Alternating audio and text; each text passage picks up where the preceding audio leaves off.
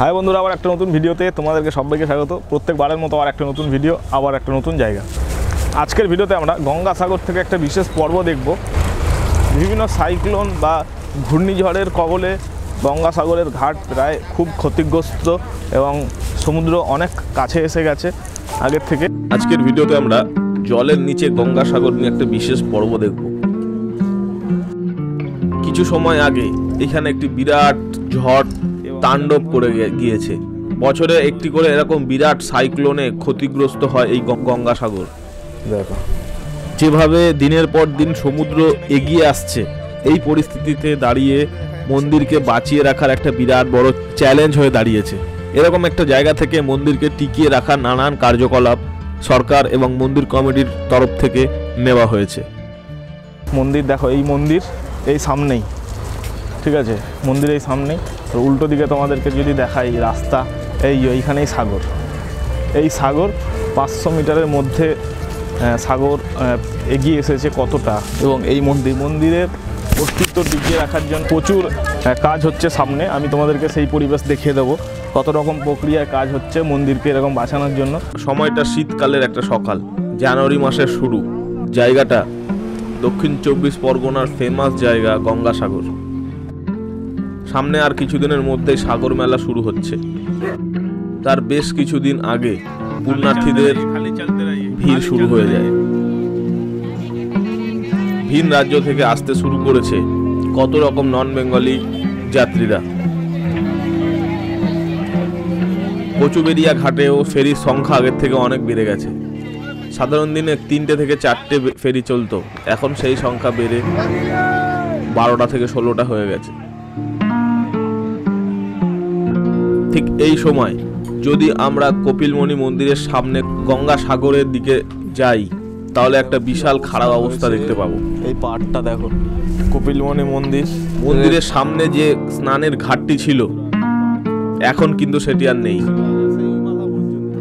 কারণ সেখানে বড় বড় শাল খুঁটি দিয়ে 3 ধাপের পাইলিং করা হয়েছে, যেটা এখানে আসলে তোমরা স্পষ্টভাবে অনুভব করতে পারবে।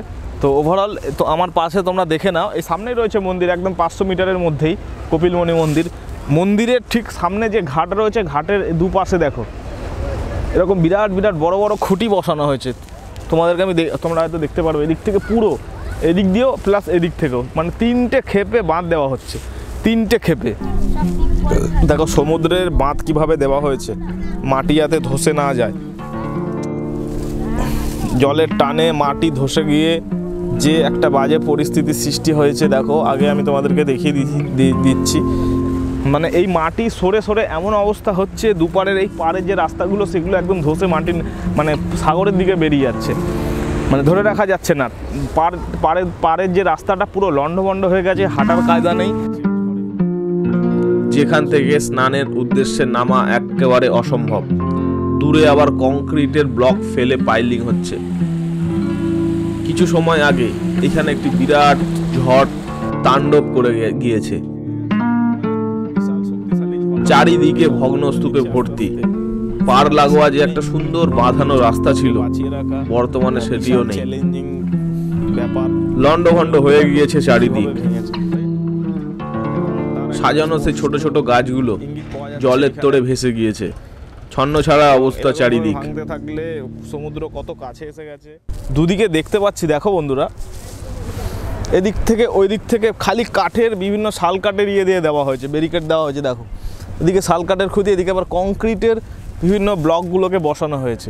পুরো এই চত্বর ধরে এরকম কাজ হচ্ছে এবং সমুদ্রকে কোনোভাবে ঠেকিয়ে রাখার একটা আপ্রাণ চেষ্টা চলছে।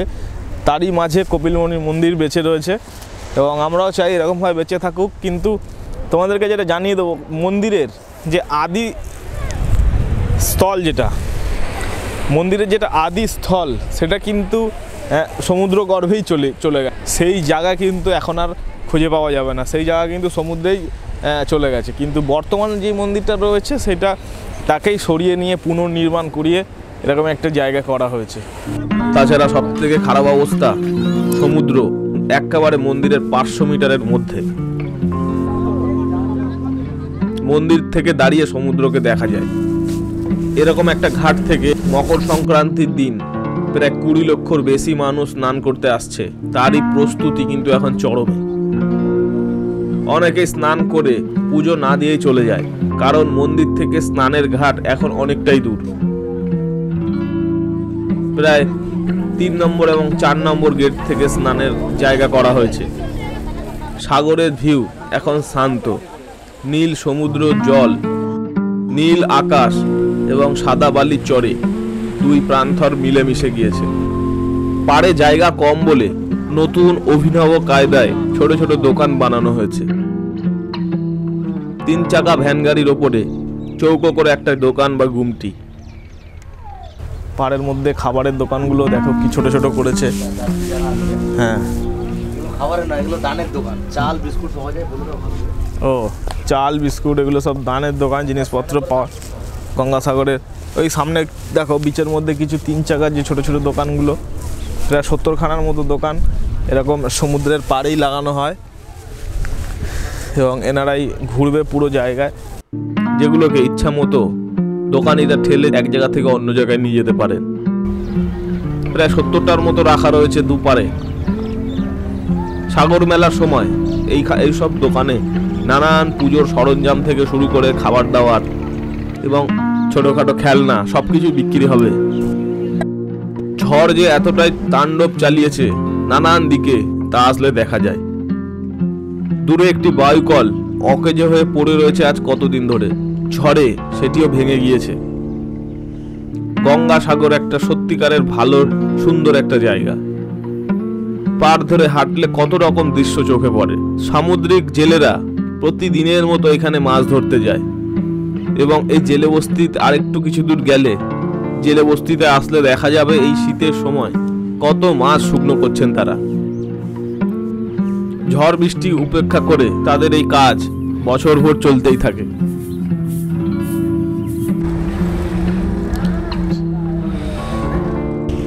মন্দিরের চারপাশ এখনো বেশ শান্ত, লোকজনের চাপ একটু কম। শুধু সাধুদের ঘরগুলোই বেশিরভাগ বন্ধ হয়ে রয়েছে।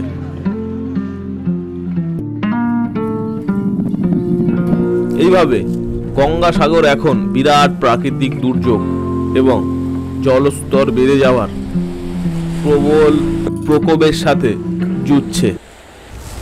মন্দিরের কাছাকাছি ঘাটে কিন্তু এখন সারা রাত কাজ চলছে, এবং এরকম খুব দ্রুত পরিস্থিতি ঠিক করার জন্য সরকার ব্যবস্থা করেছে, এবং তারই একটা প্রতিফলন কিন্তু চারিদিকে দেখা যাচ্ছে। হ্যাঁ হ্যাঁ হ্যাঁ। কোন চ্যানেল আপনার? আমার ইউটিউব চ্যানেল। হ্যাঁ, চ্যানেলটা কি? কেমন লাগছে আজকে এরকম মন্দির দেখতে এসে? ভালোই লাগছে। তো এরকম মন্দিরের সামনে যে ঘাটগুলো এরকম আস্তে আস্তে ভেঙে গেছে ঝড় বৃষ্টিতে, তা মানুষের তো খুবই অসুবিধা। আপনারা স্নান কোথায় করেছেন? স্নান ওই 5 নম্বর গেটে সোজা ওইখানে, ওই অনেক দূরে গিয়ে, তাই তো? দেখতে পাচ্ছ কি পরিস্থিতির সামনে ব্লক করা হয়েছে রাস্তা। এই ঝড় বৃষ্টির আমলে এসব হয়েছে। হ্যাঁ, দ্রুত জলস্তর বেড়ে যাচ্ছে। কোথা থেকে আসছেন? আমরা হুগলি থেকে আসছি। গঙ্গাসাগর এই প্রথমবার নাকি? হ্যাঁ, এই প্রথমবার গঙ্গাসাগর, ফার্স্ট টাইম। তো মকর সংক্রান্তির অনেক আগেই ওনারা আসছেন, কারণ ভিড়ের জন্য। ভিড় ঠিক পছন্দ নয়, ওই জন্য ফাঁকায় স্নানটা সেরে ফেলছেন। অনেক ধন্যবাদ দাদা। তো মন্দিরের চত্বর দেখো, এই সামনে এখান থেকে সব গার্ডওয়াল, এবং কত যে গার্ডওয়াল করা হয়েছে, আজকে আমি তোমাদেরকে সেই পরিবেশ দেখিয়ে দেবো। যারা গঙ্গাসাগর মেলার সময় আসতে চাও তারা অবশ্যই আসবে, এবং এরকম একটা সুন্দর জায়গা, যেটা জানুয়ারি মাসের প্রায় মাঝামাঝি দিক থেকে এরকম মকর সংক্রান্তি শুরু হয়ে যাবে, তার অনেকটাই আভাস এখনই পড়ে গেছে। প্রচুর পুণ্যার্থীরা আসছেন মন্দির চত্বরে, এবং সেরকম একটা জায়গা থেকে আজকে তোমাদেরকে এই কপিলমুনি মন্দিরের এই ভিডিওটা আমি দেখালাম এই পর্বের মাধ্যমে। গঙ্গাসাগর মেলার আরও ভিডিও উপরে আই বাটনে লিঙ্ক দেওয়া রয়েছে, গিয়ে দেখতে পারো। আজকের ভিডিওটা এখানেই শেষ। ভিডিও ভালো লাগলে একটা লাইক অবশ্যই করবে, এবং কেমন লাগলো কমেন্ট মাধ্যমে জানাতে পারো, এবং নতুন ভিডিও দেখতে চ্যানেলকে সাবস্ক্রাইব করে রাখো। খুব শিগগিরই পরে একটা অন্য ভিডিওর সাথে অন্য একটা জায়গায় দেখা হচ্ছে। ততক্ষণের জন্য বাই, শুক্রিয়া, থ্যাংক ইউ, জয় হিন্দ। সবাই ভালো থাকবেন।